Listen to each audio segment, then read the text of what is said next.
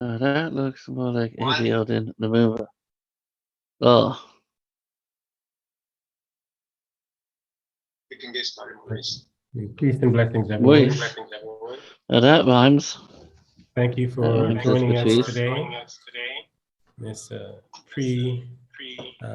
Lumumba Day discussion and exchange that we're going to be engaging with esteemed panelists. We're brothers and sisters. Recording in progress. Both at home and abroad. We will begin our discussion with a calling on the ancestors. And Brother Shamari Harper of Friends of the Congo, Atlanta, will lead off libation and set the ground and the framework we don't want to scratch today. Okay?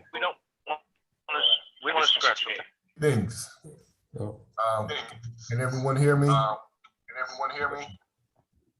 Yes. Greetings to my comrades, both local and abroad.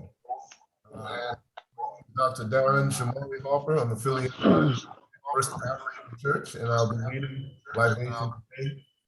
First, for some background, libation is really an ancient Kemetic practice that we continue to use to this day to honor our ancestors.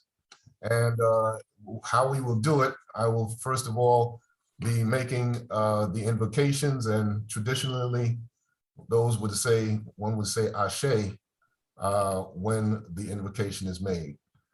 Before I proceed, I should ask the permission of an elder. I'm going to call upon Mama Nabantu to give me permission to proceed. You have permission. Thank you.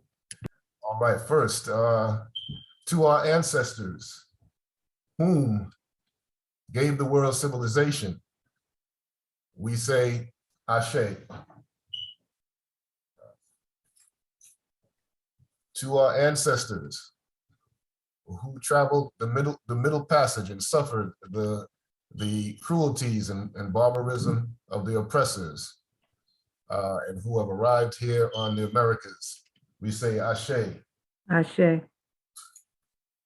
To our ancestors who are fortunate enough to be buried on the continent of Africa, we say Ashe. Ashe. And to all of our ancestors who suffered the Ma'afa, slavery, who suffered the ravages of racism and oppression and colonialism in North Africa, North America, and throughout the world, we say Ashe. Ashe. And now we call upon ancestors, both our own personal ancestors and those well known, to give them praise as well. I will be calling on some that I know, and those can participate from where you are. I call upon first and foremost Brother Patrice Lumumba. Ashe. Ashe. I call upon Brother Martin Luther King Jr. Ashe. Ashe. I call upon Sister Coretta Scott King. Ashe. Ashe. I call upon Brother Desmond Tutu. Ashe. Ashe. I call upon some ancient figures. Brother Imhotep. Ashe. I call upon Sister Da Santewa. Ashe. And you can call in your own personal ancestors as well. I call upon a recent ancestor, my aunt Janice, my wife Janice, my aunt Wilma Alexander. Ashe. And those of you who have personal ancestors you would like to call upon, please do it at this time. I'll give a moment of silence.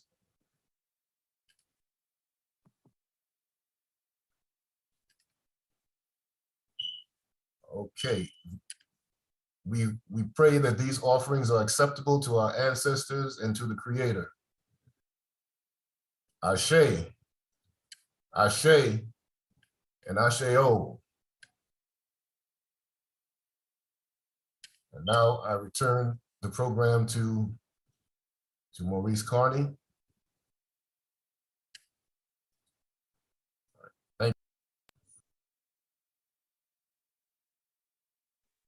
Thank you. Thank you, Brother Shamari, for the libation and continuing the tradition of tapping into the spirit and the essence of our ancestors as we continue our struggle for freedom and liberation at home on the African continent and abroad. And this is the essence of our discussion today, in highlighting one of our great ancestors who struck his blow against 500 years of onslaught that African people have faced from European powers as they try to control our bodies and control our land and control our resources. Our brother, ancestor Patrice Emery Lumumba, along with his comrades, Maurice Mpolo and Joseph Okito, who was struck down on January 17th, 1961. Tomorrow will be the 61st anniversary of the liquidation, the physical liquidation of these figures who stood tall in the heart of the African continent in resisting colonialism, resisting imperialism, combating capitalism in an effort not only to transform the heart of Africa, but transform the entire African continent. And it's in that spirit that we continue these discussions and holding them up, not only as individuals, but their ideas, their principles, their work, and connect it to the work that we're doing today in order to continue the resistance of African peoples and continue our pursuit of freedom and liberation for African peoples at home and abroad. And so we're having this discussion today for several purposes, and it's taking place in advance of January 17th. Now, I'd be remiss if I didn't mention a champion Lumumbist in his own right, Laurent Desire Kabila, who was assassinated himself on January 16th, 2001, by the forces of imperialism and their agents in the heart of the African continent in Central Africa. And it was assassinated in a similar fashion, let's say, to Martin Luther King, in that those who carried out, orchestrated Laurent Desire's assassination did it in a way to send a signal. The attempt was to have him assassinated because Kabila himself, Laurent Desire Kabila, was a Lumumbist, and it was an attempt to get rid of him around the same time that Lumumba was assassinated on the 17th of January. Much in a similar fashion to the signal that was sent when Dr. King was assassinated on April 4th, 1968, which was 1 year to the day after his famous speech at Riverside Church, where he called out the United States for its militarism, for its racism, and its unbridled capitalism. So those forces, the imperialist forces, colonial forces, capitalist forces, do not miss an opportunity to send a signal when they get rid of one of our giants, whether it takes place here in the United States, on the African continent, throughout Latin America, or anywhere else in the world. So by virtue of our highlighting and showcasing and bringing to the forefront the ideas, the principles, and the work of these figures, we let those who are working against us know that in getting rid of any one of us, any one of our leaders physically, that is not the end. It's merely another phase of the struggle for our freedom and liberation. So by virtue of our hosting this event, we're striking a blow against the imperialist forces. We're striking a blow against colonialists. And it's vital that we continue to do this on each of the anniversaries. In addition to that,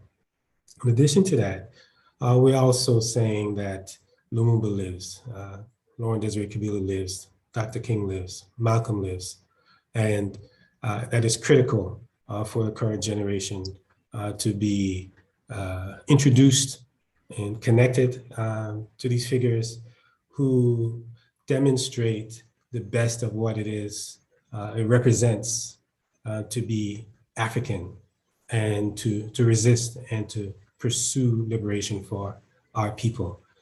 These are the models that we must uphold. It's not only our responsibility, but it's also our duty. Let me just throw this out and then we'll get it moved.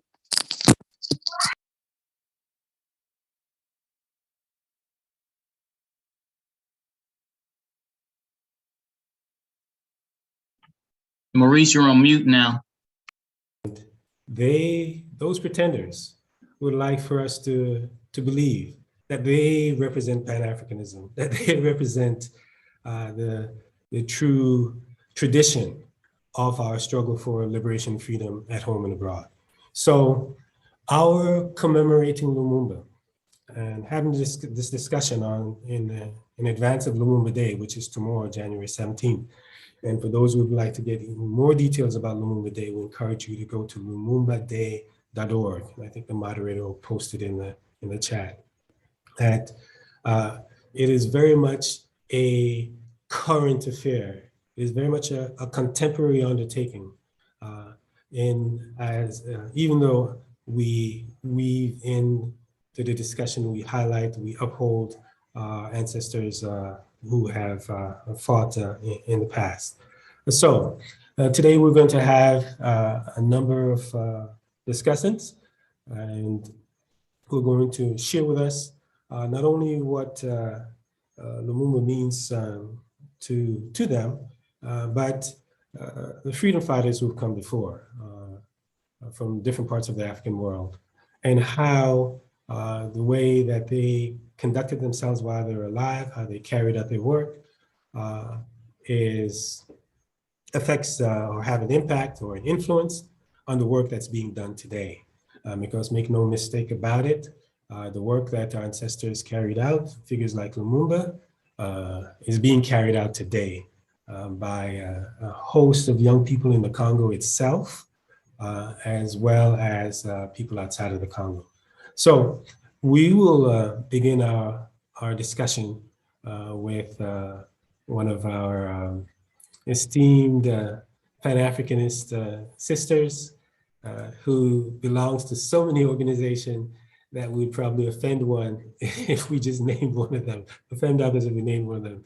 And that's our sister, Dr. Mama Nabantu, who is a Pan-Africanist extraordinaire.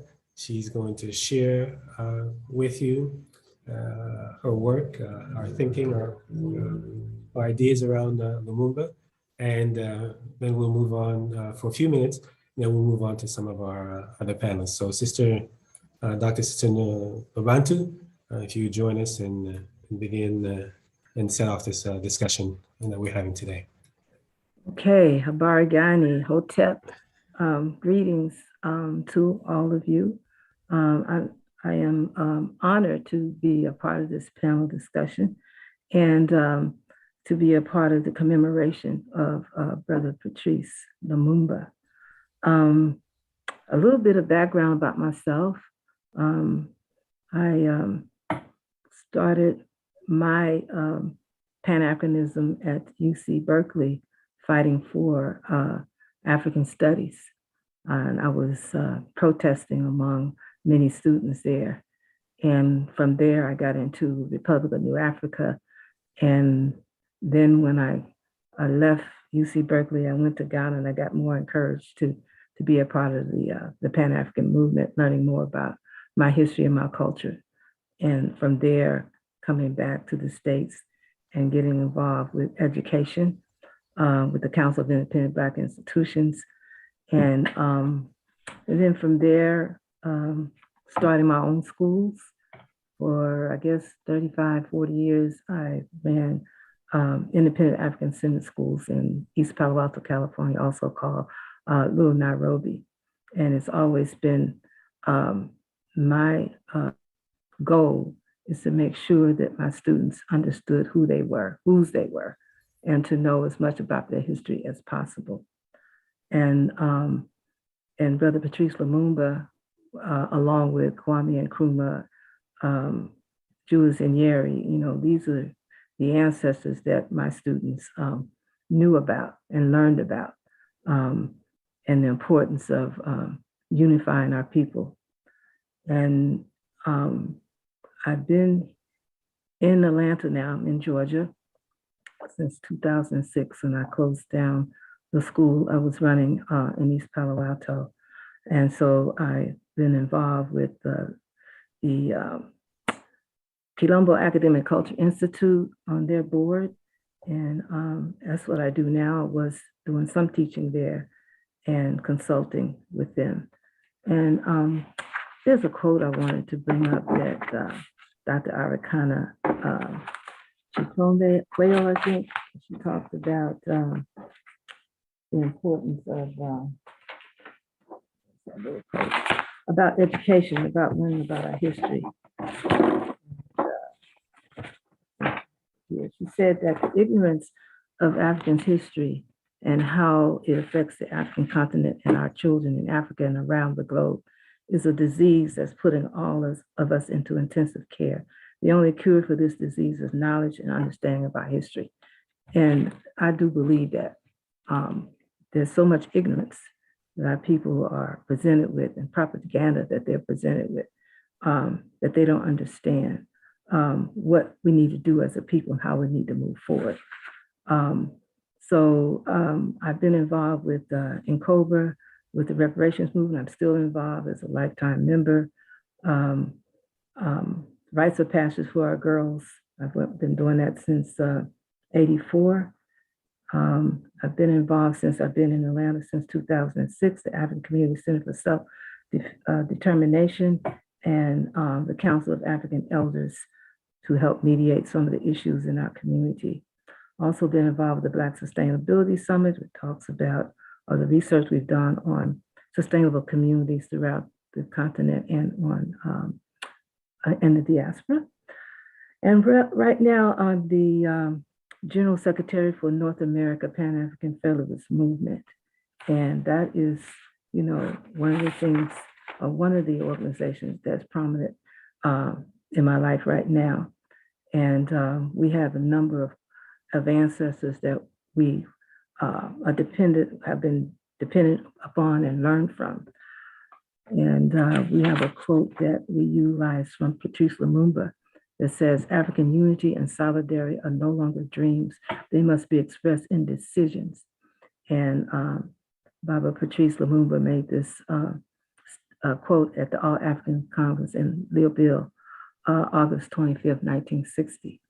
And my involvement with the Pan-African Federalist Movement started a little bit around 2018 when we went to a pre-Congress in Ghana during the dates during that time that Patrice Lumumba and Kwame Nkrumah had made a determination that we need to come together as a people and as one state, one community. And so the Pan-African movement is a global movement whose exclusive mission is to bring the United African States into political existence. And there are 9 active regional coordinating committees in North America, in the diaspora, in Canada, West Africa, Central Africa, East Africa, Southern Africa, and the Caribbean, Latin America, South America, North Africa, and Europe. And we have on the ground right now, people in those different areas fighting for or introducing and having our people pledge to the idea that we need to unite Africa as one. And that way we can bring currency together as one, educational systems as one, economic systems all into one currency, and the interstate commerce, increased communications between African states and the diasporic sovereignty, and single Black African identity that's rooted in the knowledge that African states on the continent and beyond are targets of our entities. So that's our work at present, and we're working to make sure that every state in the United States and in every province in Canada will get the information that they need to know about how we need to unify Africa as one. It seems to be the only option as we see it, that we have to come together as one in order to move forward and gain back our sovereignty and gain back our countries and bring our ethnic groups together and understanding that we're all African, whether we're in the diaspora or on the continent, we're African, So I don't know how much more time I have, but I'll stop there for now. Okay, thank you, Sister Nabantu, for your introductory remarks. We're still waiting for our brother Samuel from the Congo in the city of Kisangani, and our sister Inez, who's in Goma.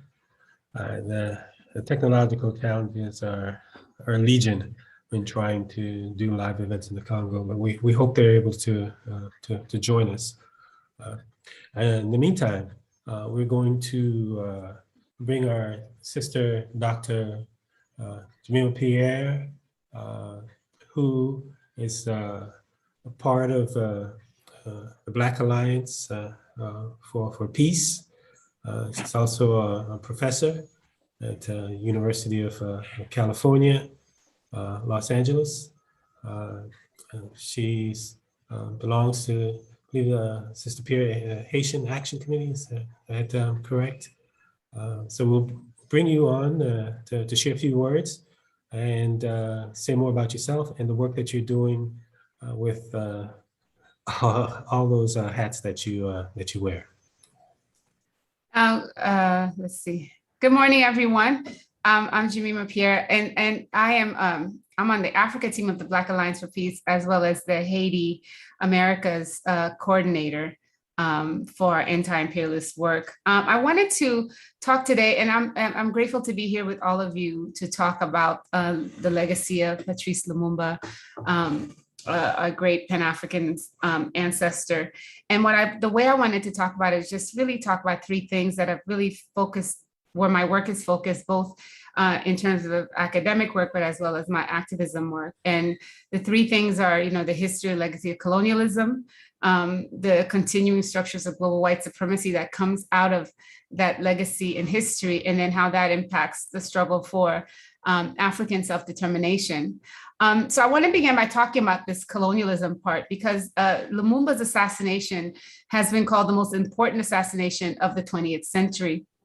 And its historical importance lies in a multitude of factors, the most pertinent being the global context out of which it took place and its impact on the Congolese and African politics and development of African politics and society ever since. And so for what I talk about the Congo in particular, because the Congo is a key site of the partition of, as most of you know, as a key site of the partition of the continent. So for 126 years, the US and Belgium have played key roles in shaping Congo's destiny. In fact, most people don't realize the significance of the US role in the Congo, because it was in 1884 that the US government became the first country to recognize the claims of King Leopold. And then later on, King Leopold would go on to really head off the murder, the killing of 10 million Congolese. And so the US really was behind the acceptance of the Congo as the Leopold private fiefdom. And the US definitely part of the partition of the African continent in the late 80s. And so colonialism, really the horrors of forced labor, brutality, and genocide of over 10 million Africans by the Congo is really where we need to really remember, because that's a legacy that continues to impact us, down to the fact that the US, without Congo's minerals, the US would not have had the uranium it needed to build the bombs to bomb Japan. And so, Lumumba gave in his speech in the All African Congress in 1960, he said, the colonialists care nothing for Africa for our own sake. They are attracted by African riches, and their actions are guided by the desire to preserve their interest in Africa against the wishes of the African people. For the colonialists, all means are good if they help them possess these riches. And we know, we can see this, the legacy decades after the murder of Lumumba, what the Congo has served for the West, as well as, and what it has meant for the really removal or the attempt to snuff out African self-determination. Now, the other part of this for me in thinking about the structure of global white supremacy is thinking about how Lumumba's assassination is also the beginning of what Gerald Horne, historian Professor Gerald Horne, would call the counter-revolution of white people to African self-determination. And this counter-revolution is ongoing. And this counter-revolution takes many forms, right? So on the one hand, you have the assassination of Lumumba, but the assassination of Lumumba would not have happened without the coming together of the white alliances, right? The Pan-European alliance. So in the assassination, you have the role of NATO, the UN, the US, and the missionaries come together to enable this assassination. If you all remember, it was the United Nations troops that actually went against Lumumba and worked in concert with the NATO countries, as well as the US in support of Belgium. And so Lumumba, the auspices of the United Nations was always loyal to the Europeans. And we see that today. We see that in terms of other African countries, especially Haiti, where the UN connived with the US to basically recolonize Haiti in 2004. So while the main challenge to Lumumba came from the CIA and Belgian troops, the UN played a crucial role as well by providing de facto diplomatic cover for the efforts to overthrow Lumumba. And then so it became part of the plan. And we can see that continuously because the key missions in Africa and in other Black countries, African countries are the UN missions. So we cannot trust that. We have to see them, the UN in particular, and as a part of the counter-revolutionary practices of the white Europeans. And in that also, we talk a lot about the comprador bourgeoisie, but also African descended people who also play a role in helping the Europeans consolidate their power, but also fight against self-determination. I think here about Ralph Bunche, who arrived with negative attitudes towards Lumumba when he worked with the UN and approached, when he worked with the UN and went to the Congo during the Congo crisis. So I think, from the time of the assassination of Lumumba, the other thing I think it's important for us to remember that every single African leader who sought to chart a course for genuine independence was assassinated. whether it was Mondlane, Amilcar Cabral, Samar Michel, Thomas Sankara, Chris Hani, Steve Biko, and it is a wonder that Africa remains under the boot of white supremacy when what they've done was kill off all our revolutionary leaders and then replace them with neocolonialists. And so I do think we need to keep all of that in mind as we remember Lumumba's legacy and what it means for Pan-Africanism. And the truth is that the task of reconstruction and recovery of the dignity of the Congo and Africa and Africans is a challenge that requires a decisive and revolutionary break with the ideas, the organizations, and the models of political and economic practices that continue to dehumanize Africa and Africans. And so we must reflect on Lumumba's main contribution to the Congolese struggle, his idea of a united Congo, a vision that sought to build a united nations across all ethnic divisions, despite fierce opposition. And a vision that really paralleled the Pan-African sentiments of African unity. And that's what I've always fought for, in terms of my work with the Black Alliance for Peace, but also my own academic work. And so I do think we need to remember these things, and we need to remember who our enemies are, the enemies of Africans against African self-determination are, and we need to remember this. And I'm going to end with this quote that I always go back to, thinking about Pan-Africanism and how it is that we're gonna win this fight. When he says this, this is in a letter he wrote to his wife while he was in prison right before he was assassinated. He says, "The day will come when history will speak, but it will not be the history which will be taught in Brussels, Paris, Washington, or the United Nations. Africa will write its own history in both North and South, and it will be a history of glory and dignity." So I'll stop there. Thank you so much. Thank you, Dr. Pierre. Really appreciate your intervention and highlighting for us and pointing out the coterie of entities and figures, imperialist forces that brought Lumumba down, that snuffed out the nascent democratic movement in the Congo in the early 1960s. I think it's really important for us to grasp the scope and the extent to which the imperialist forces organize to take down Lumumba. Larry Devlin, in his the chief of station of the CIA, in his book Chief of Station, I recommend that you read it. Please don't buy it, but it's important read.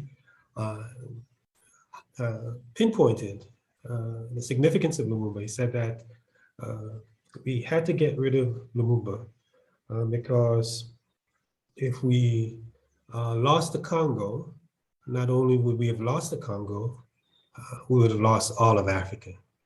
So Congo was central in the bringing down of and striking a blow against Pan-Africanism on the continent.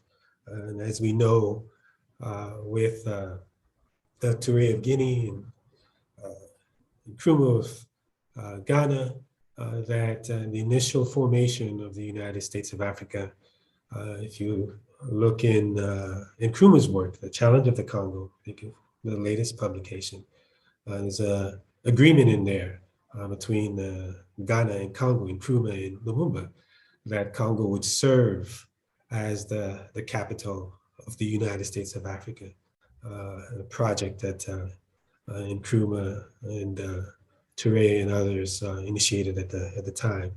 So in that grand chessboard that these great powers play with people's lives, Congo loomed large.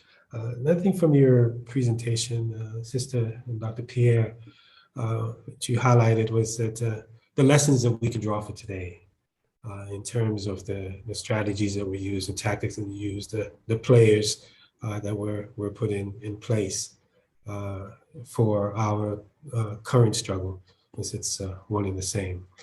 We are hoping to have our brother Samuel Yagasi of Gova from Kisangani in the DRC, which was the home base of Patrice Lumumba and resistance movement in the Congo.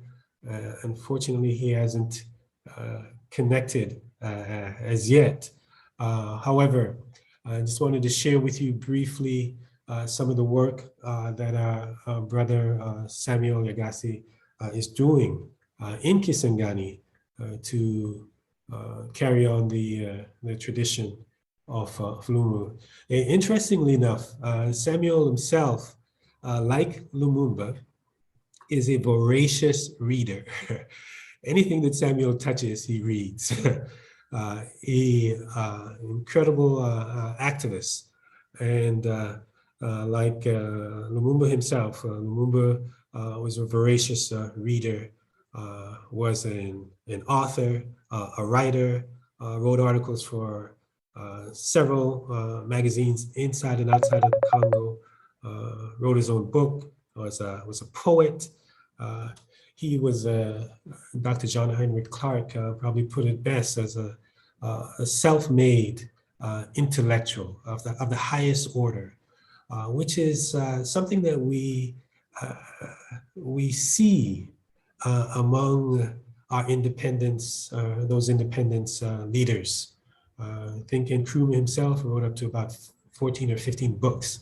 That they, not only were they political figures, activists, but they were also scholars and thinkers, intellectuals.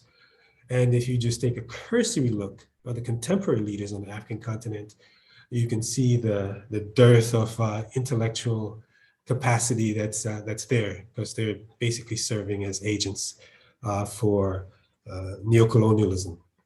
So Samuel, who hails from Kisangani, who is a scholar in his own right, is undertaking several projects in Kisangani area of northeast area of the Congo.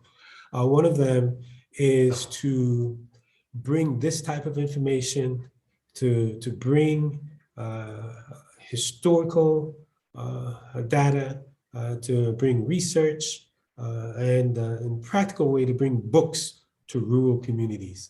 So he's in the process of setting up learning centers where he's establishing libraries and learning centers in rural communities. When we focus on the continent, we have a tendency to focus on where smallest number of people are, which are actually in the cities. As we know, the continent is predominantly a rural place. 60–70% of the population is found in rural communities. So Samuel is putting in the work to connect rural communities to the information and resources that are going to assist in enhancing and advancing the liberation of the continent as a whole. He works with university students. He works with village chiefs who still carry a great deal of authority. He attempts to bridge the gap between those who have gone to the city and really connect the modern sources of knowledge with the traditional sources of knowledge. And he works in bringing the elders of the community, the village chiefs, together to sit down with the professors of the universities, especially University of Kisangani. He works with the women and trying to bridge that divide that exists in his area with the traditional cultures and contemporary culture. He works with the youth in having them understand and be patient around the ways of the elders, and not be so caught up with themselves that they dismiss the knowledge that is found among those who still remain in the villages. So he's putting in that work locally. And of course, for those of you who've had the opportunity to meet him here in the United States, he travels internationally in the US, Latin America, throughout Africa in an effort to fulfill on the Pan-African ideals that he holds there. So maybe we'll have him on before the program is done. But at least wanted to share with you that people inside of the Congo, like Samuel, is not only upholding Lumumba and carrying on the tradition of Lumumba's work, a tradition of and the principles and ideas that he upholds of self-sufficiency, self-determination, Pan-Africanism, and internationalism. Those are some of the key ideas drawn from Lumumba's life and Lumumba's legacy that contemporary activists like Samuel Yagasi of Gova carrying out today.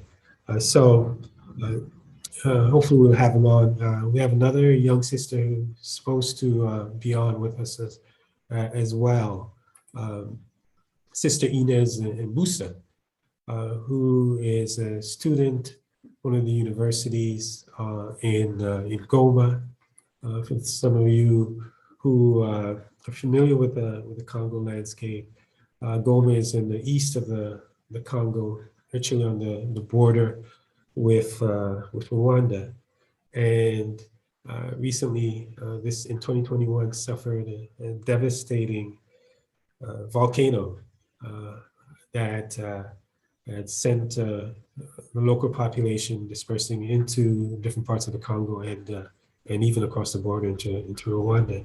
And Goma has been on the front lines of the wars of aggression that have been waged against the Congolese people over the past 25 years, led by probably one of the biggest agents of neocolonialism on the African continent today, Paul Kagame, the president of Rwanda, along with his co-conspirator, Yoweri Museveni of Uganda.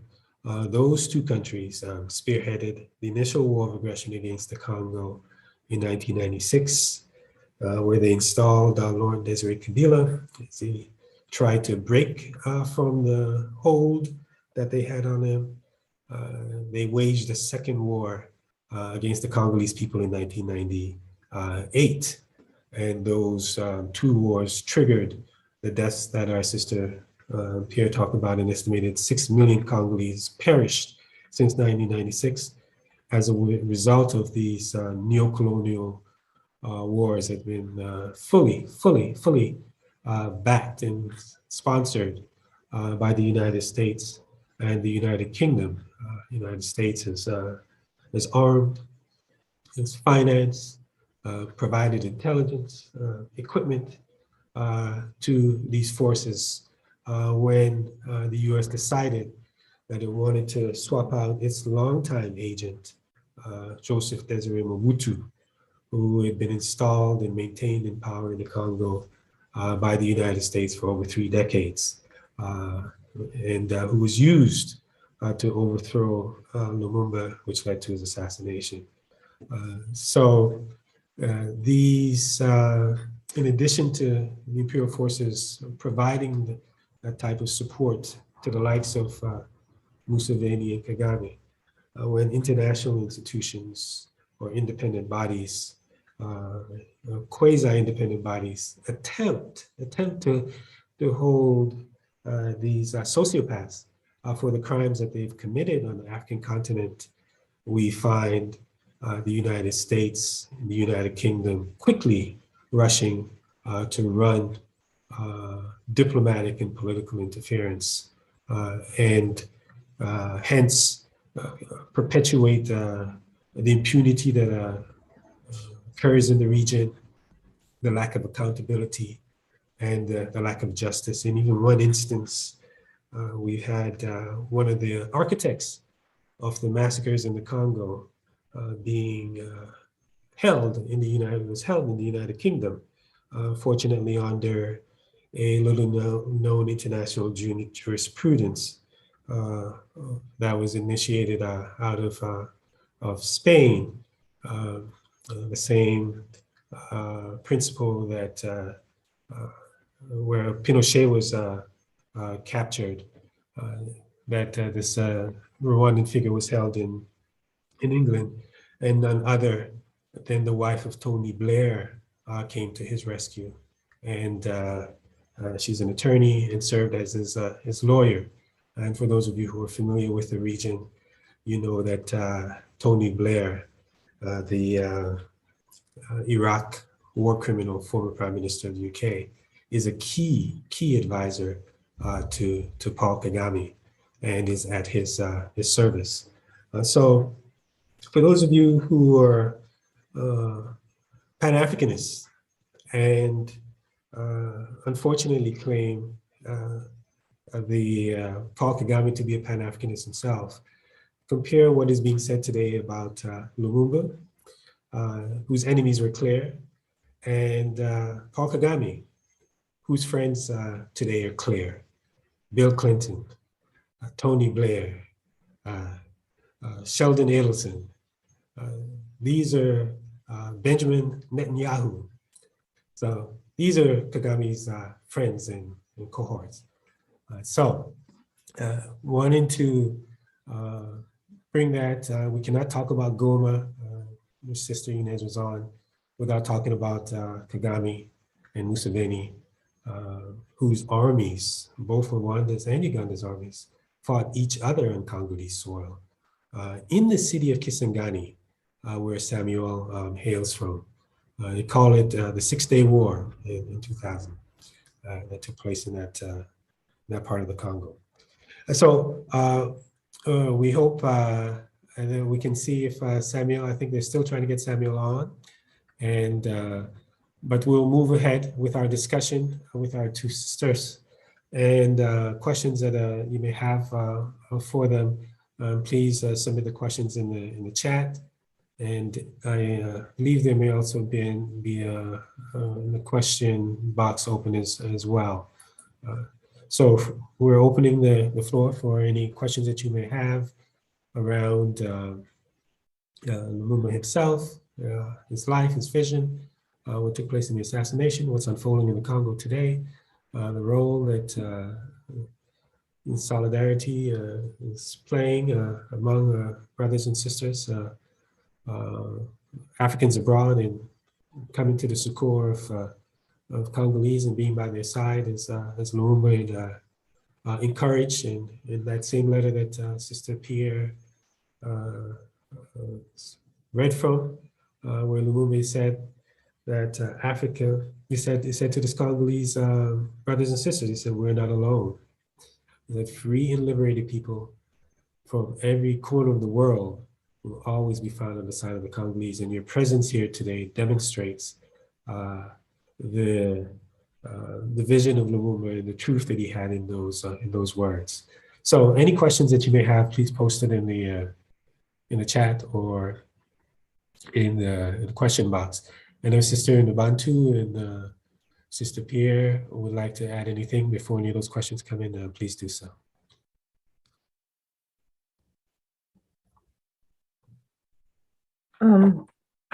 I think that one of the important things that needs to happen is that if we can build an independent government for the entire continent of Africa, that we can help solve the problems that are going on in the Congo and other countries in Africa.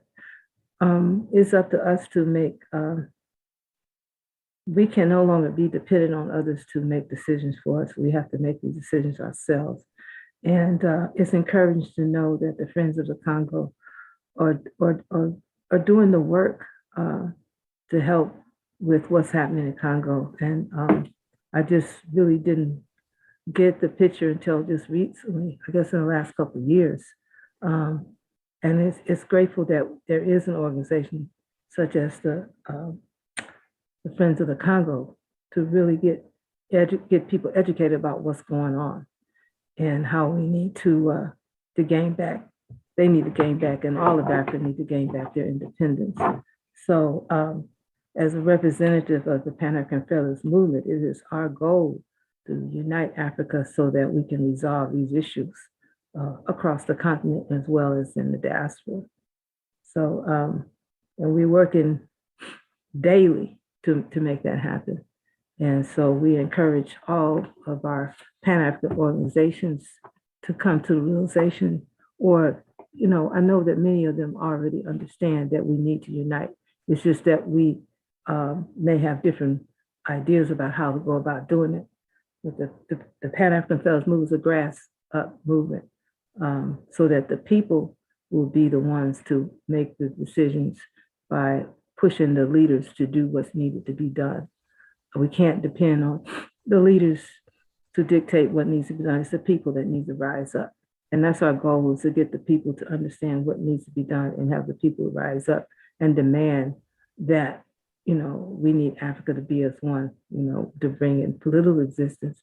That means that 7% of the power of sovereignty needs to be given up to the continent, to the country of Africa. And we're not talking about just the states in Africa. We're also talking about the diaspora in South America, in Canada, and here in the US.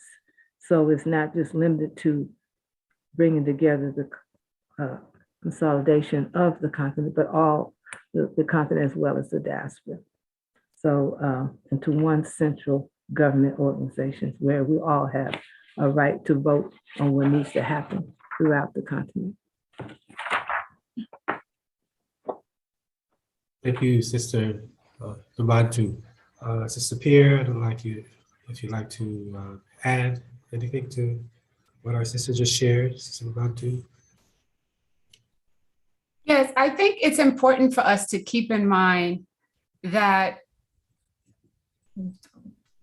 one of the key, Pan-Africanism is important and solidarity is important, but we also have to see solidarity in terms of common struggle instead of solidarity with Congo, as opposed to thinking about solidarity as African peoples who are suffering under, the boots of white supremacy and imperialism. And I think one of the things I think about all the time is we don't spend enough time seeing the continued European machinations in places like the Congo and places like the Haiti. So for example, you have the United Nations, which is a key thing for me, which everyone thinks as this international organization.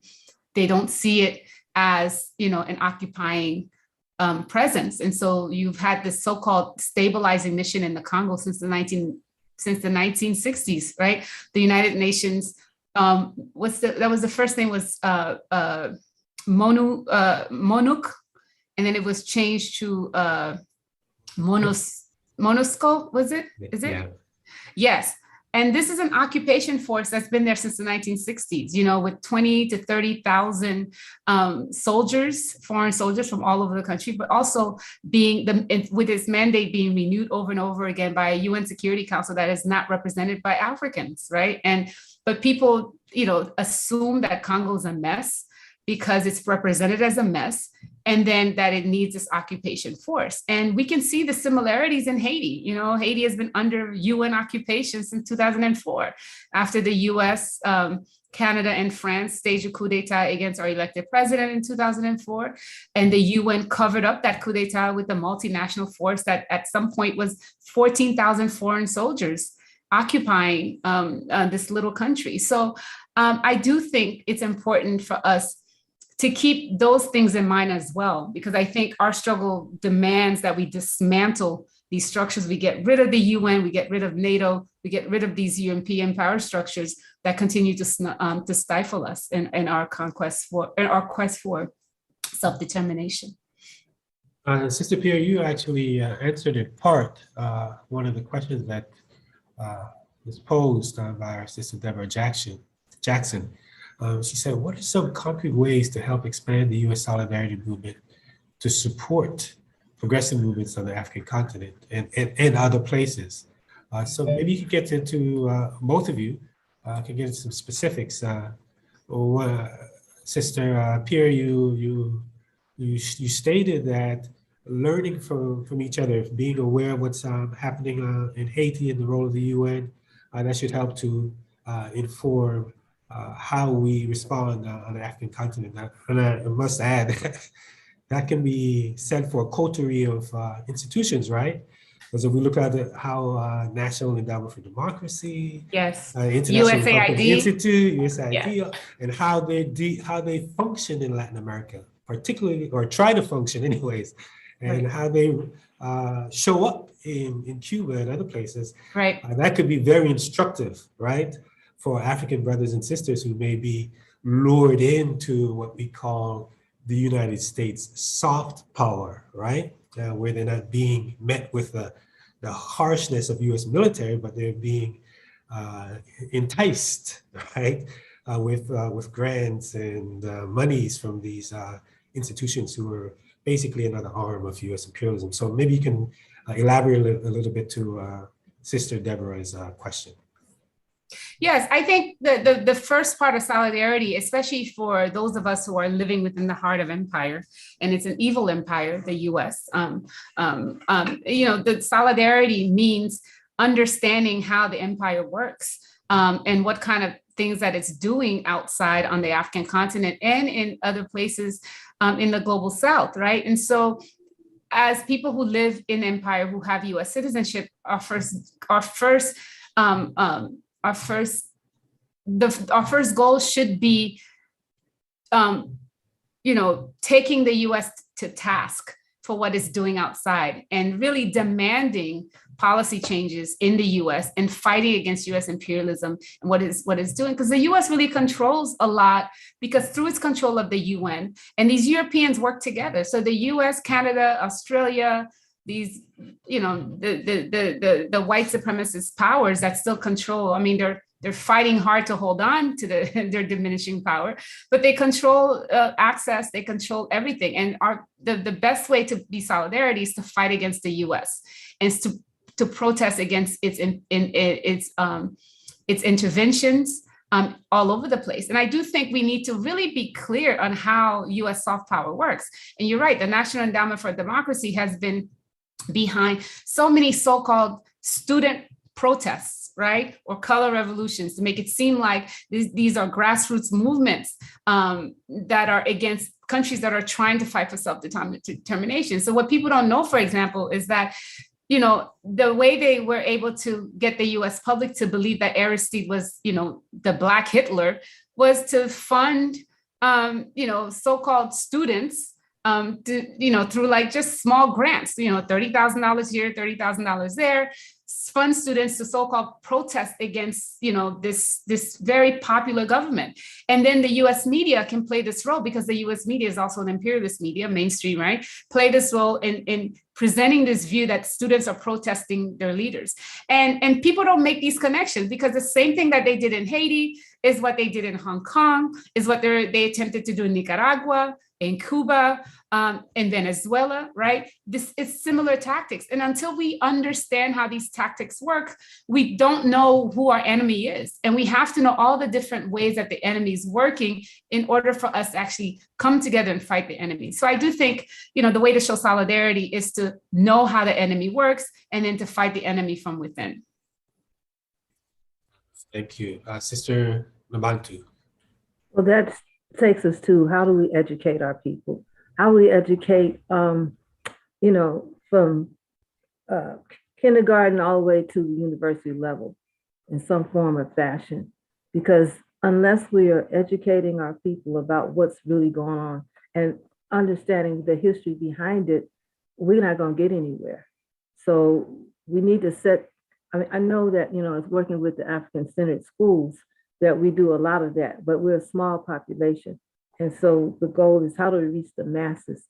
How do we get our children to understand this, especially with the critical race theory that they're using against us to keep us from learning our history, or to keep their own children from understanding the abuse that their ancestors have done on our people. they don't want them to know because they don't want to feel bad, and that it might make them feel guilty. And it also might enrage our African children to do something. So we have to come up with a strategy, whether it's after school, using the internet and these platforms that we're using may be a way to try to reach more people, especially, our educators. And there's a few that are doing it online, really educating our children. But the public school systems, I don't think that they're doing the great job. And they're not going to do the job if you're going to lose your job just talking about it. You can't even talk about Patrice Lumumba without maybe losing your job in the public school system. So we need to talk about what strategies do we need to put together to educate our people so that we don't continue to make the same mistakes over and over again. Thank you, Sister Nabantu. It's kind of interesting because you really, the way you shared about the role of education here in the US, and even that being the foundation for, as Sister Pierre talked about, for being not just educated, but politically educated about the empire, and so that we can take informed action to confront imperialism here at home.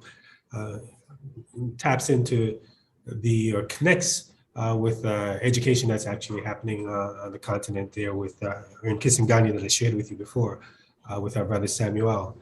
I think Netfa, you said that you may have Samuel on the phone and can patch him in. Is that possible? Well, yeah, but he seems to be having problems hearing me. Samuel, can you hear me? Hello? Yes, can you hear me? You can't. Now, yes. Everyone can hear you. You can speak to everyone.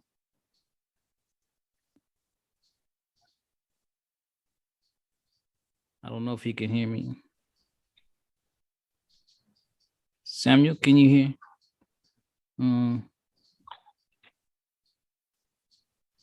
It keeps going in and out. I'm sorry. My telephone is I think he can't hear me say. He doesn't know that he's on. Samuel. I don't want to hang up because if you get him back, okay. Then you can just go ahead and chime right in. Okay. Maybe you could text him. Well, if I have to hang up to and text, can you hear me, Samuel? Yes. Sometimes I'm losing you, but now I can hear you. Okay, speak to everyone now because they can hear you.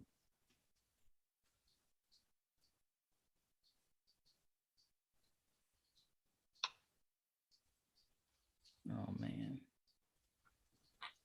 If I text him, There may be a delay. Just give him a little time. Speak to everyone now. Hello? Speak to everyone now. They can hear you.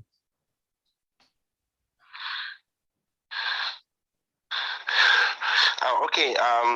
Good evening or good afternoon, everyone, according to your time there. I just would like to share my point of view about Lumumba legacy. First of all, I would like to underline that Lumumba was and is still now a great icon, not only for Congolese, but for Africans and lots of people around the world, because of his nationalism and his Pan-Africanism.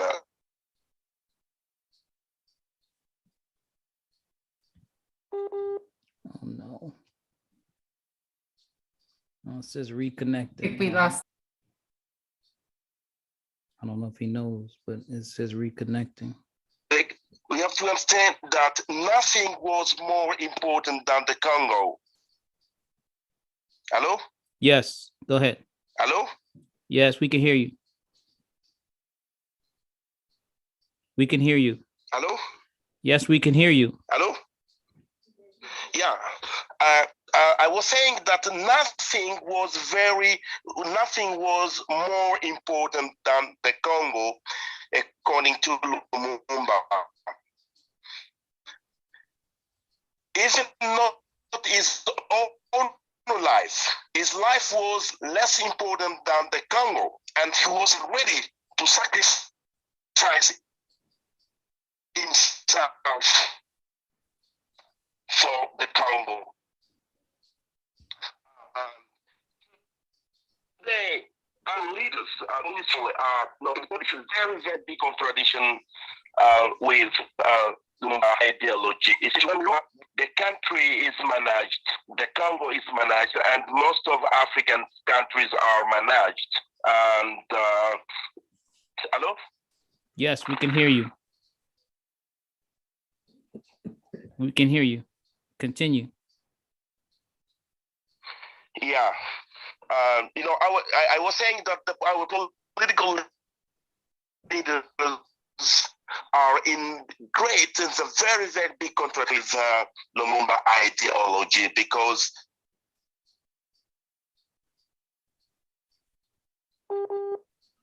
they are working for their own interests. They are working for selfish interests. When I was for Africa, and I think for our youth, for our leaders, we need to continue to maintain Lumumba's struggle if we need to save the Congo and the African as a continent. He chose to die for the good cause. He forget his own interests to save the Congo. And the struggle has to be continued. We need to continue his struggle. January 17th, today is the 61st anniversary of his assassination in Katanga. But we can't wait. We Congolese, we can't wait for January 17th to think of Lumumba. We need to have Lumumba in our mind for all the time, not only in January 17th. Because we need to save the Congo, if we need Congo and Africa to be respected, we need to elevate in our struggle Lumumba's ideology or ideas. That's what I would like to share with you and the rest of people who are following us. It's a very, very big icon for the youth. It's a reference for the youth today, and for political leaders. Unfortunately, they are, as I said,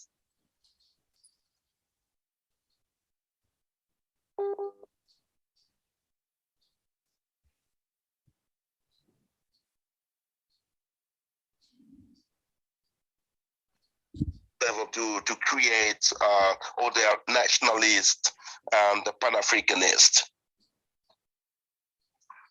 Hello? Yes, we are hearing you. Okay, and then I would like to share something else. Myself, I'm not happy with it. When you go to Katanga, the province in the southern province of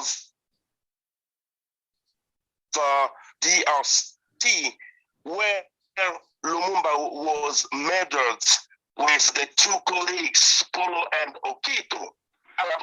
The area is along the bush. I think for the DC country and all Lumumba friends around us, we need to unify our effort to rehabilitate Lumumba by making something big as a touristic site in Katanga to honor Lumumba.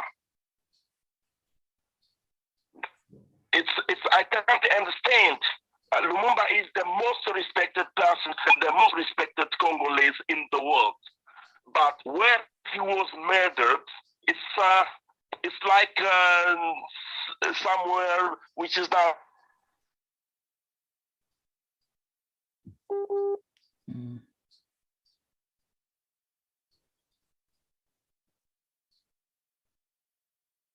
I want to just try to wait and see if it just reconnects.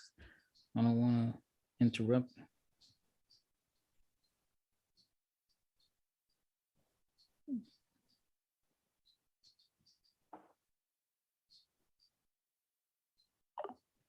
Oh, Like you lost him. yeah. Samuel and I have spoken at length about what he was sharing in the Katanga province, where Lumumba and Polo Lokito were assassinated. It's covered over by bush, and he had gone to the site and visited it himself. He's in the northeast of the country, and the Katanga province is in the southeast. But Samuel travels throughout the Congo, and he'd gone to the site and visited himself, and felt that it was remote, in disrepair, and basically required a greater care and attention, not only from local Congolese, but for those who love Lumumba and the Lumumbis. And so one of his projects is to contribute to a commemorative setting there in the Katanga province, the former Katanga province of the DRC. So it's something that we're going to hear more about from Samuel, and how each and every one of us can participate in that effort. There are efforts around the site of his assassination, and they also reference our efforts around the site of his birth. There's a lot of activity taking place, family and supporters. So we'll keep you up to date as to how those unfold. In addition to that, there was one question that was posed by Tara concerning the return of Lumumba's remains. As many of you may know, the Belgian soldiers who were responsible for digging up Lumumba's dead body, chopping it up into small pieces and dumping it into barrels of acid. One of them took a trophy, as is the practice among Europeans when they've massacred or killed indigenous people in different parts of the planet. They bring parts back to Europe, either to showcase in museums or keep as amulets or what have you. And one of the soldiers kept a tooth from Lumumba, and the family has been fighting to get that body part returned to the Congo. And the daughter, Juliana Lumumba, has been at the forefront of this undertaking. We had honored her, Friends of the Congo, this past year during Congo Week. Prior to her presentation during Congo Week, she also had a message for us, for the youth. And so if Brother Kwadwo, we could play that message from Sister Juliana, the only daughter of Patrice Lumumba. It'd be great if we can do that now.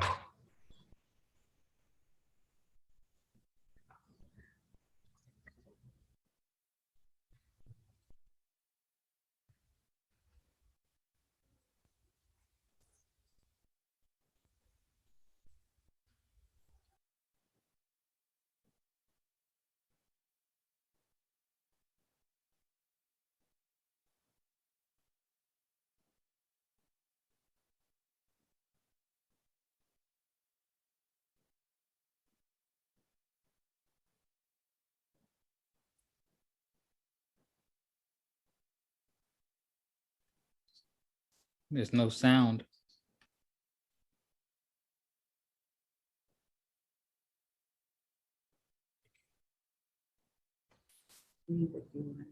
Okay.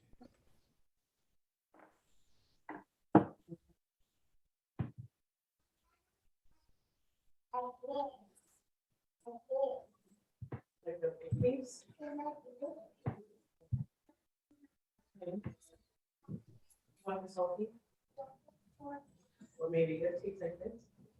Okay, let me just check.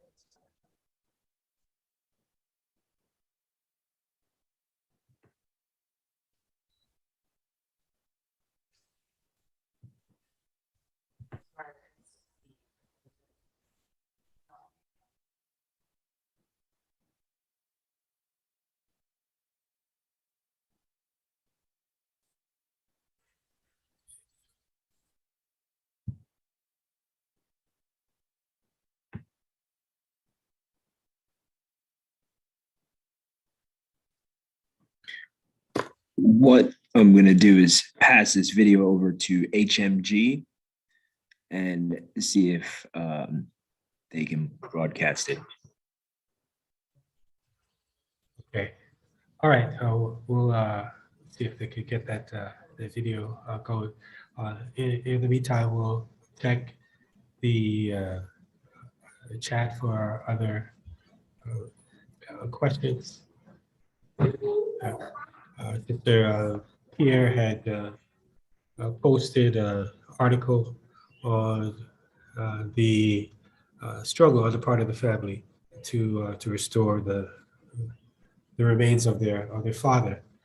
It also brought a suit against Belgian figures who were involved in the father's assassination, and that is another effort that we can support on the part of the family to hold the Belgians accountable for the role that they played in the assassination of Patrice Lumumba. Now, they apologized in, I believe it was in 2002, but as we all know, apology is one thing, and it's insufficient. With the devastation that's been wrought on the Congo, to go beyond an apology. That's more than the United States has done. I believe if there are any questions about the U.S.'s role, the chief of station, Larry Devlin, his book clearly demonstrated. His book was really a handbook on how you overthrow a democratically elected government. And he tries to make the distinction between the overthrow of Lumumba and the actual pulling of the trigger in assassination. And as we know, without the overthrow of Lumumba, there is no assassination of Lumumba. Even the Church Commission report that was reports that were produced by the U.S. Congress clearly laid out the role and the responsibility of the United States, and declassified documents from the U.S. State Department that were released several years ago laid out in painstaking detail not only the role that the United States played in overthrowing Patrice Lumumba, and which led to his assassination, but also the concerted effort on the part of the United States government, who had its largest covert action in the world at that time, set against the Congo. And these are their own documents that are saying that. And within the first 10 years of Congo's independence, that the United States, through its CIA, had a say, a determinative say, in who led the country and what the leaders did. So it was under really de facto U.S. control for the first decade or so, until they found they settled on their go-to agent in Mobutu, who took over in 1965 and led the country with U.S. backing and in support for the next 3 decades. So the role of, there's just no mistaking about the role of the United States, and the condition that we see the Congo in today is a direct result of the United States policies and implications from the assassination, from his overthrow to the assassination, the installation of Mobutu, right up to the backing of the wars that's been waged against the Congo. So we have a special responsibility in the United States as those who are citizens and residents to have the U.S. confront and be held to account for what it has done and continues to do in the heart of the African continent. So in commemorating Lumumba, we'd be remiss if we didn't redouble our efforts to bring this issue to the U.S. citizens, to educate U.S. citizens about the destructive role that the U.S. government has played and the accountability that's still very much needed. And many are calling for reparations for the Congolese people for the U.S. role as well. And we support that effort. I don't know, Brother Freeman, if we have any success with, I know we have short time on the channel with Sister Juliana's message. Oh. Oh, no, you're not talking to me. I'm sorry. I'm sorry, Freeman, Mikora. Okay. Okay, fantastic. Okay, let's see if we have any other questions. Just as to amplify one of the points that Samuel made, right? Not only when he was comparing Lumumba as a leader in sacrificing his life for the Congo and for Africa, with the contemporary leaders on the African continent who are concerned primarily about their personal interests, their self-interest. Political scientists sometimes call it the politics of the belly, right? You go in politics to feed your belly. And it's not only the human remains that are in Europe, right? But there's the war, the bounty from the centuries of war that Europe has waged against Africa, right? You just have to visit European museums in order to get a sense of that bounty. You know, whether you're talking about a museum in Britain, some of their famous museum in Paris, in Belgium. So there's been a movement to restore the patrimony, the belongings of Africans.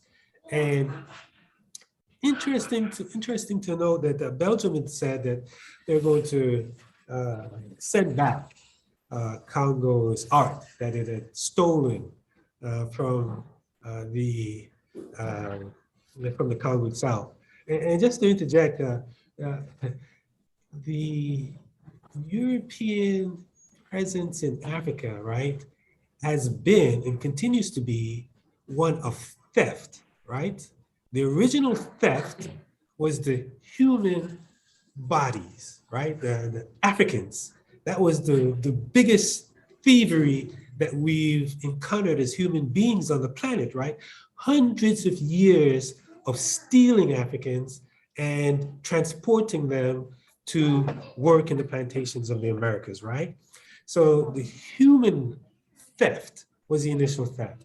However, then they graduated, as we saw, or not graduated, but moved to theft of resources, which was set in I guess in a certain framework by the so-called Berlin Conference, and that theft continues to this day.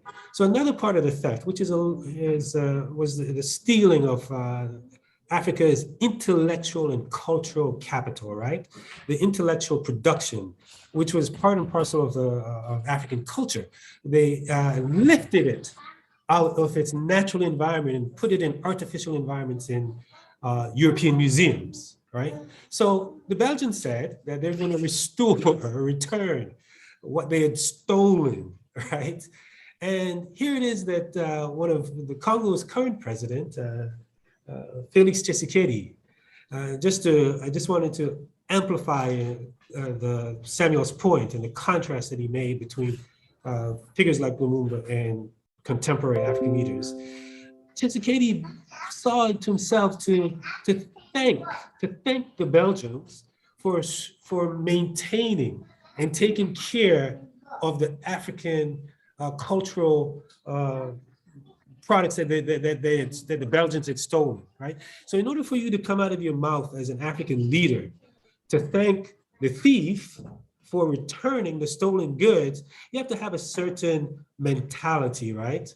A mentality that basically is serving the interests, a mentality that serves the interests of the colonizer, of the imperialists, and not one that's really serving the interests or speaking to the interests of Africans, of the Congolese, like we saw, for example, Lumumba in his speech when he spoke in his inaugural speech on June 30th, 1960, and he was side by side with the Belgian king.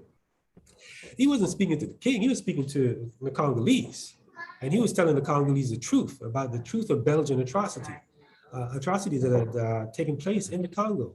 So we've gone from Lumumba, the truth teller, the justice seeker, speaking to his people, to the likes of Felix Tshisekedi, who's bowing down and licking really the boots of the Belgians by thanking them for returning what they had stolen and rightfully belonged to the Congolese people.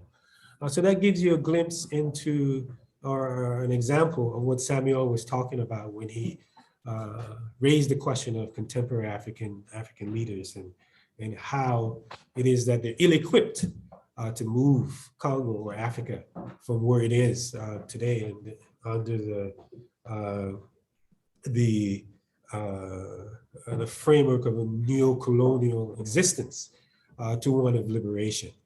So we see figures like Samuel and other young people in the Congo who are clear about their history, their culture, and their role in bringing about a free and liberated Congo and a free and liberated Africa.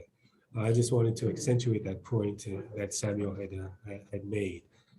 So our sister Nabantu and Sister Pierre, if you have any other comments that you'd like to add as we wait to bring hopefully bring our sister Juliana Lumumba on in her message to the African youth.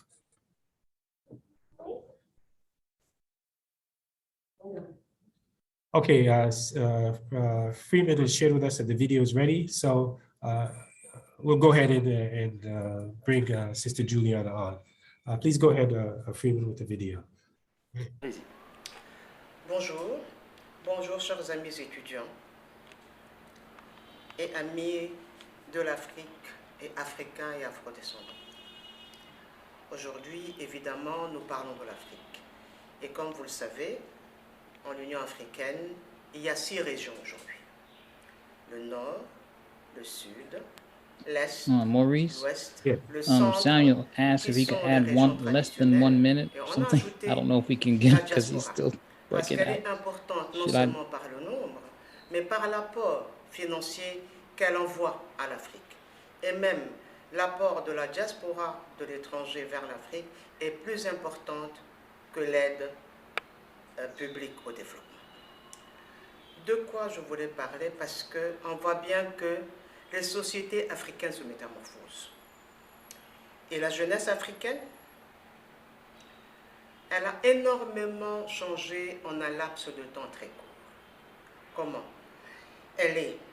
La jeunesse, elle est beaucoup plus politisée, mais malheureusement désœuvrée, parce que le taux de chômage est très élevé en Afrique, mais surtout connectée, très connectée.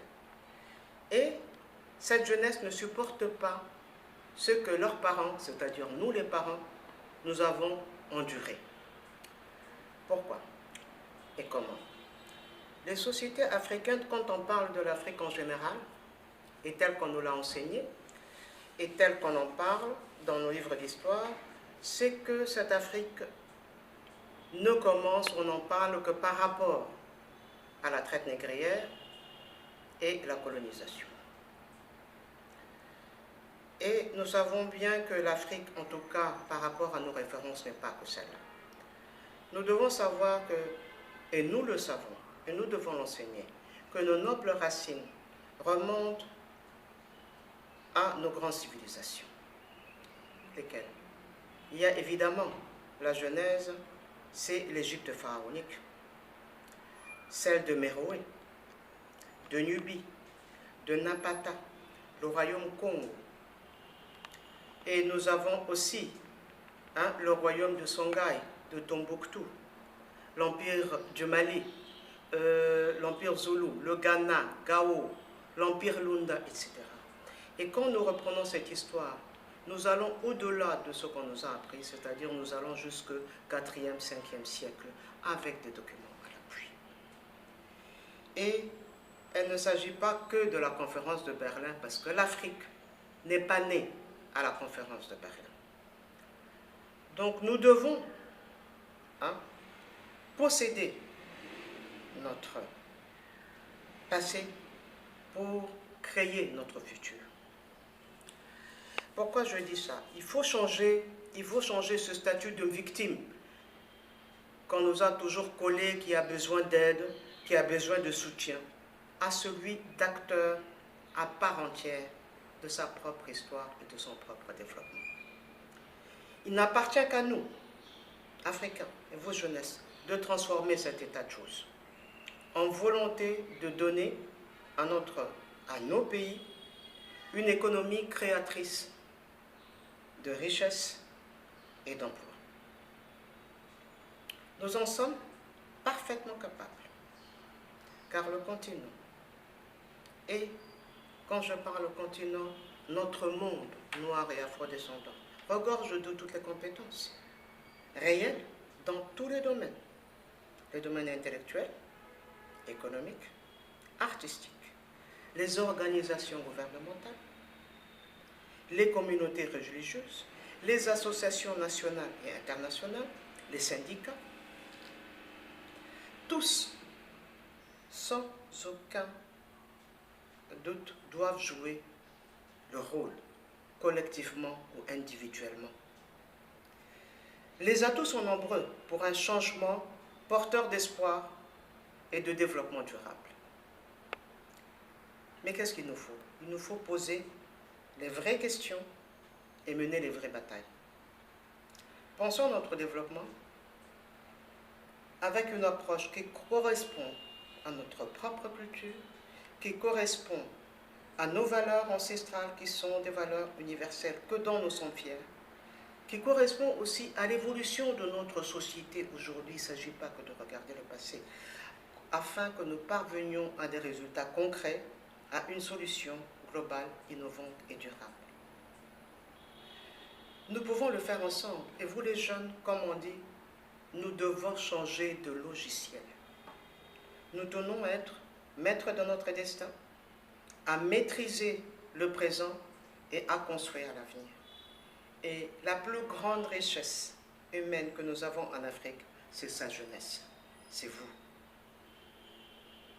Et nous travaillerons pour la richesse de l'Afrique ensemble. Donc, je vous dis, osons, osons, osons. Top.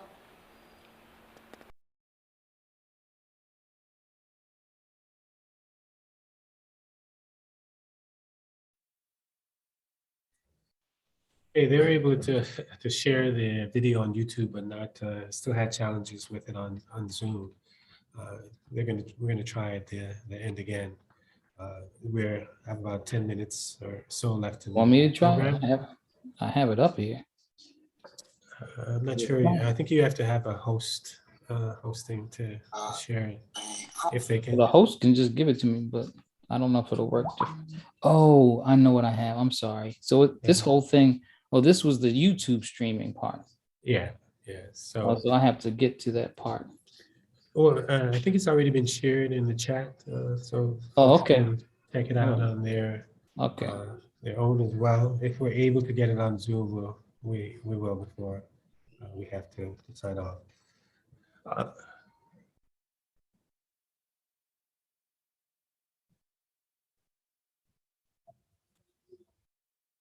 Okay, that's fine. So we'll replay it again near the end. Actually, both Juliana's message and hip hop video from Congolese youth commemorating Lumumba, I think are key media pieces that we would like to share with you that give you a sense from the family itself and then from the social family, from the children of Lumumba, social children of Lumumba, how the young people, particularly those in the art community, hip hop community, are responding to or keeping Lumumba's vision alive in the Congo. So hopefully we'll be able to get both of those to you near the end. I had ended up with outreach to Sister Nabantu and Sister Pierre. She wanted to compliment any of the things that Samuel had shared, or any statements that you'd like to bring, a call of action to those who have joined us. We encourage you to do so. We can start with you, Sister Nabantu. You know, we must remember what our ancestors have said and who have laid the foundation for the work that we need to do. And I just want to mention a couple of them. Winnie Mandela said that it is only when all Black groups join hands and speak with one voice that we shall be a bargaining force which will decide its own destiny. And Kwame Nkrumah said, divided we are weak. United Africa could become one of the greatest forces for good in the world. Africa must unite. We have before us not only an opportunity, but a historic duty. And again, Patrice Lumumba said, African unity and solidarity are no longer dreams, that we must express it in decisions. So what decisions do we need to make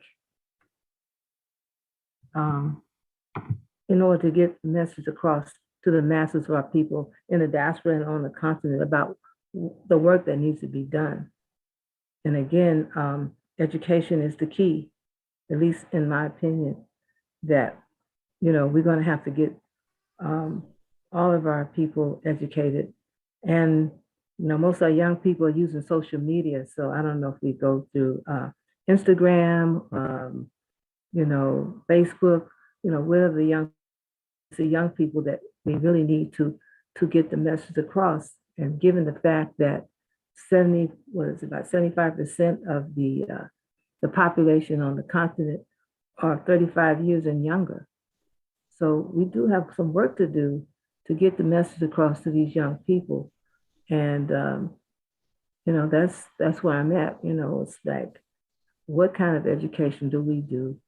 Can we get it across the social media? These platforms that we're doing is good, but I don't see many young people on here, maybe one or two. So we need some more young people to understand the need to unify Africa so that we can resolve the problems ourselves. We don't need the foreigners to solve our problems. And some of us think that they're going to help us. They're not going to help us. We're going to have to help ourselves. And we're going to have to make it happen by any means necessary, as Brother Malcolm El-Haj Malik has stated over and over again. Thank you. Thank you, Sister Nabantu. Sister Pierre, I'd like to compliment what Sister Nabantu shared. Yes, I think, you know, our charge seems very difficult because, you know, Africa's under renewed recolonization or ongoing colonization with a new scramble, the militarization of the continent. I think what we need to do is really struggle to build transcontinental connections between organizations. We need to really get information out there, what's going on the African continent right now. You know, talk about, you know, not just, you know, there's a glorification of the African continent in some places. If we think about the year of return in Ghana or what's been going on Afrochella, without any critique of the neoliberal and really anti-human rights president that they have, who has a love of France and French culture before he is a Pan-Africanist. And so we need to really step up the education and find organizations that fight against the remilitarization of the African continent, the fact that the African continent is now being used as a proxy for all these foreign powers. And we need to really have revolutionary connections. You know, the Black Alliance for Peace, for example, we have a joint the US out of Africa network, I think we need to really ask people, we need to demand that the foreigners leave the continent so that they can stop dictating the terms of our engagement with one another.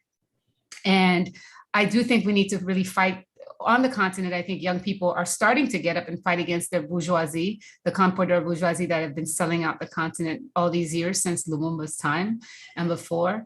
And I think we all need to also learn, find a way to teach each other about these, the similarities of these struggles that African people are struggling on the continent and in the diaspora. We remember Brazil, Colombia, Haiti are really under, the African people there are really struggling under US imperialism and disinformation and lacking self-determination.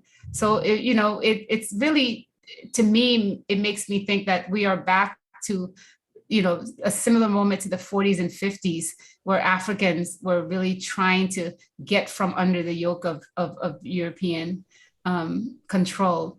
And this is a renewed movement. I think we need to have an independence movement, all of the African continent, and those of us who are in the colony within the US, and so those are the parting words I have. We need to really seek each other out and find connections to be made. Don't fall for the traps of these neoliberal bourgeoisie so-called leaders, and continue to fight. Thank you, Sister Pierre. Actually, thank you both for your valuable insights and contribution to the discussion today. And of course, those of you who pose questions, Brother Samuel, glad you're able to hear his voice. It's in everything that we do. At Friends of the Congo, we basically serve as a space for Congolese to access and share information, resources. Not only Congolese, we work with other formations at home and abroad. So we're extremely grateful for all those of you who have participated.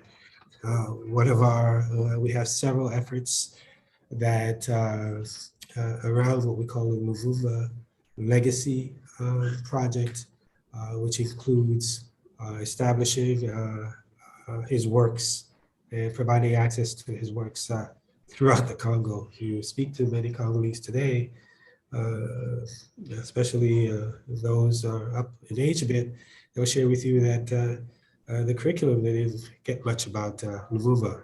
And it's a challenge for not only Congo, but the continent as a whole, which is still to this very day operating under a colonial curriculum, where Africans know more about European history through matriculating through the school system than they know about African history. So that's a battle that many Congolese have taken out to restructure, reconfigure the curriculum so that it can speak to the history, the culture, the heritage of the Congo. And so we thank Brother Samuel for his contribution. He asked I don't know. Does he have a last word he'd like to share? He texted it to me. Okay, maybe you could read to us. He said, "I'd like to add 3 things. Number 1, to me, it's urgent to have documents, books on Lumumba's life and struggle for the youth. Lumumba is well known and respected mostly outside the Congo than inside. Number 2, a memorial site where he was tortured, murdered is urgent. He must be rehabilitated. Number 3, his ideology and struggle must be in the center of civic education project or action in the Congo." That's it. Fabulous. Thank you, Defa. And in that spirit, as you say, we have the Lumumba Legacy Project, and it's a fundamental part of it is getting Lumumba content. We've gone throughout Europe and elsewhere to collect documents, some of which have been taken back to the Congo already and will be going. We're initiating a comic book, Lumumba, which deeply researched by scholars of Lumumba, that will be making available soon. We're almost there to completing it, and that will be available in the main languages in the Congo, at least the 4 major ones, Kikongo, Chiluba, Lingala, and Swahili. And of course, we'll be making it available in other languages as well, and also putting together a multimedia presentation of that of the life of Lumumba. We focus a lot on the assassination, and also we want to bring his whole life to the fore. So that's part of the effort. And of course, we're collaborating with the family. The family has a foundation. So we're supporting that and providing a platform for the family's work to be showcased. And I really hope we can get Juliana's message on Freeman after we share with the audience what Congolese youth are doing.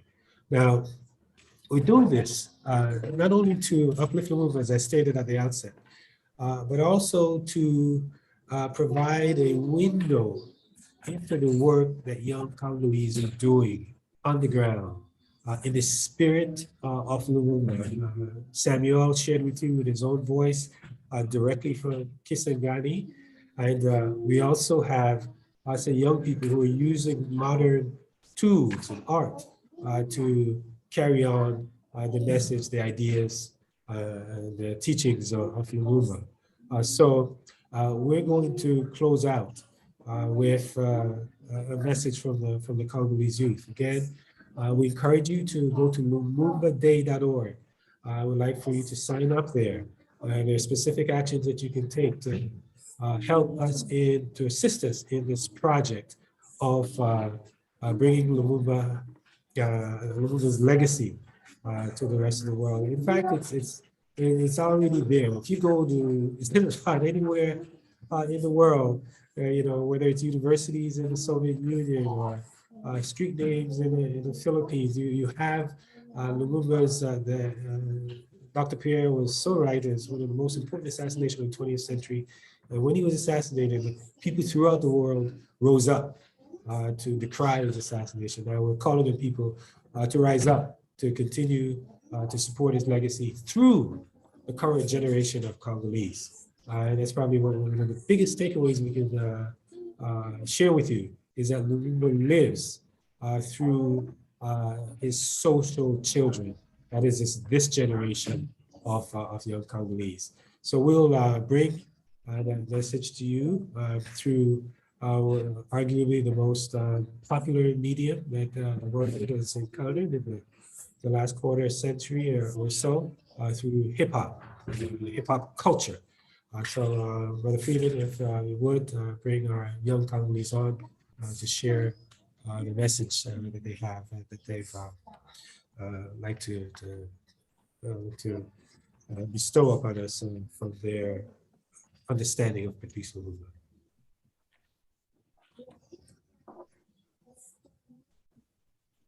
Stand by.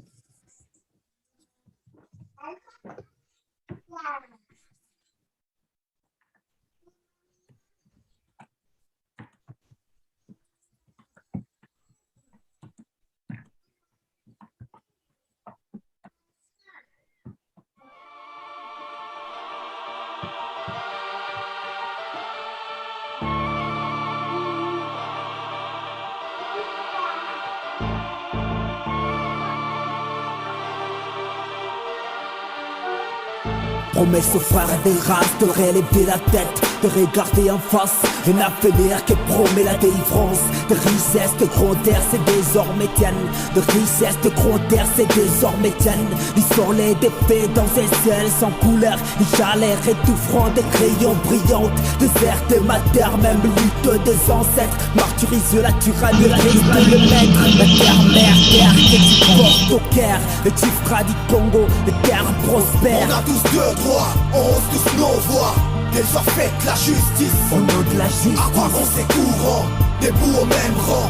On réclame la justice. Au nom de la justice. On a tous deux droits, on hausse tous nos voix. Qu'elle soit faite la justice. Au nom de la justice. À quoi qu'on c'est courant, debout au même rang. On réclame la justice. ouais, descendre, s'éparpille à tous les vents du ciel. Et tu bâtis jadis les temples funéraires où dormaient les bourreaux d'un sommeil éternel. Poursuivis et traqués, chassés de tes villages, vaincus en des batailles où la loi du plus fort. En ces siècles barbares de rap, de carnage, signifiait pour toi l'esclavage ou la mort. Tu t'étais réfugié en ces forêts profondes où l'autre est mort, guetté sous son masque viévreux, oh, sous la dent du félin ou dans l'entrée du monde, effroide du serpent, écrasant peu à peu. Et puis s'en va les blancs, putain, plus sournois, putain, plus risé, putain. Et rapace qui échangeait ton or pour de la pacotille, violant tes femmes, enivrant tes guerriers. Par contre, ces vaisseaux, tes garçons et tes filles, le tam-tam pour donner de village en village. Pourtant, au loin le deuil, c'est mon les désarrois. Disons les grands départs pour les lointains rivages où les cotons et Dieu et le dollar roi, merde. Bin, yeah. On a tous deux droits, on hausse tous nos voix. Qu'elle soit faite la justice, au nom de la justice. À quoi qu'on c'est courant, debout au même rang. On réclame la justice, au nom de la justice. On a tous deux droits, on hausse tous nos voix. Qu'elle soit faite la justice, au nom de la justice. À quoi qu'on c'est courant, debout au même rang. On réclame la justice. Condamné aux travaux forcés, comme une bête mon frère. Des lobes au crépuscule, nous c'est la misère. Pour te faire oublier que toi t'étais un homme, on t'a appris à chanter les louanges de Dieu. Et ce divers cantique, un rythme à ton calvaire. T'es dans l'espoir à une vie et au monde meilleur. Mais ton cœur, créature humaine, tu ne demandes guère que ton droit à la vie et ta part de bonheur. Ta part de bonheur, Congo. Assis autour du feu, les yeux pleins de rêves et d'angoisse, chantant des mélopées qui disaient ton cafard, parfois joyeux aussi. Lorsque montait la sève, t'y dansais et perdu dans la moitié du soir. Et c'est là que jaillit, magnifique, sensuelle et viril, comme une voix des reins, ici de ta douleur, ta puissante musique.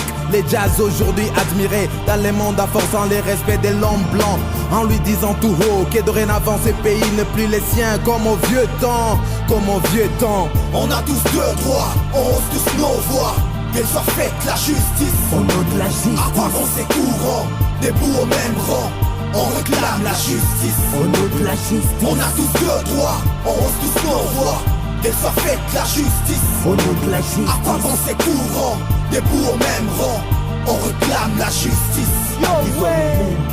Je vous demande de faire de ce 30 juillet 1960 une date illustre que vous garderez ineffaçablement gravée dans vos cœurs,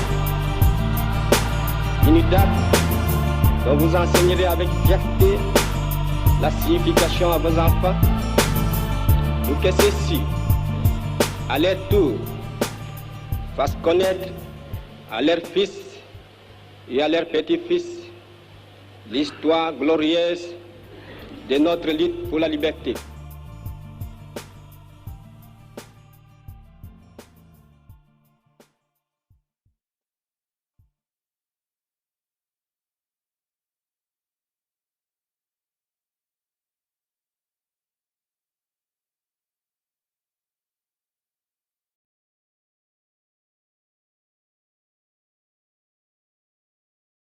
All so much again, Sante Sana, for being with us today, and encourage you to visit LumumbaDay.org, sign up there, visit us at friendsofthecongo.org and sign up for our mailing list, as we have a series of actions throughout the year, connecting, almost always connecting with folks on the ground and the work that they're doing.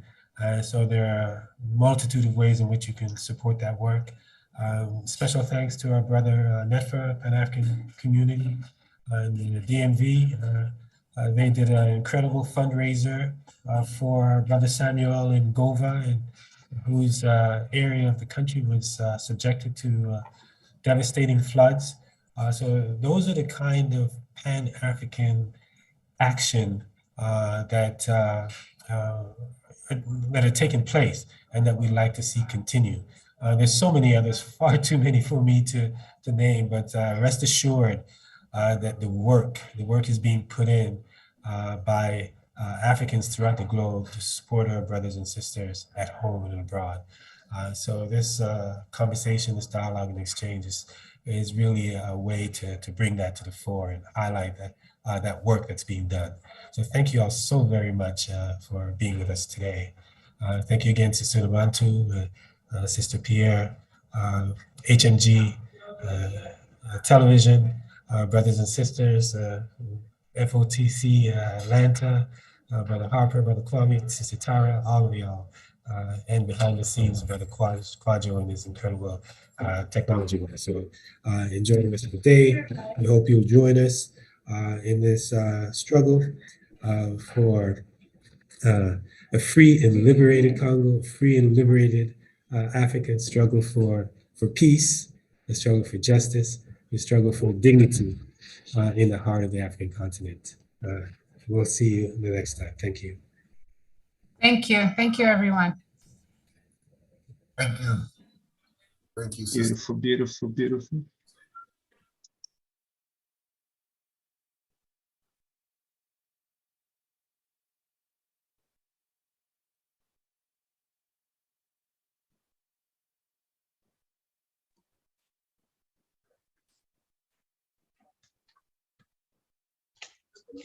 A luta continua.